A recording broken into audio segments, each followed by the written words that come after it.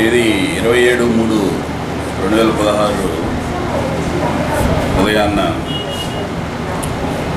అమరావతిలోని మల్లాది రేవు నుంచి లారీలో ఇసుక తెచ్చి మాచర్లో అమ్ముతున్నారనే సమాచారం రావడంతో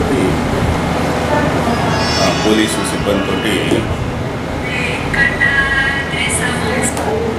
సిబ్బందితో అట్లాగే రెవెన్యూ ఆఫీసర్లతో ఒక టీమ్గా వెళ్ళి రైడ్ చేయగా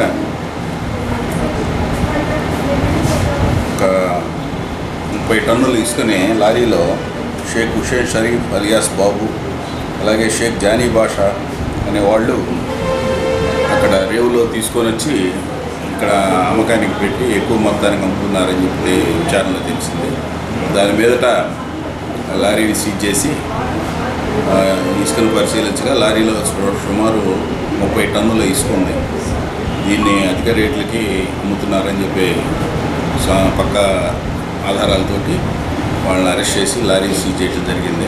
ముద్దాయిలిద్దరిని అరెస్ట్ చేసి రిమాండ్ పంపించాం. లారీని కూడా సీజ్ చేసి కోర్టుకు పెట్టాము.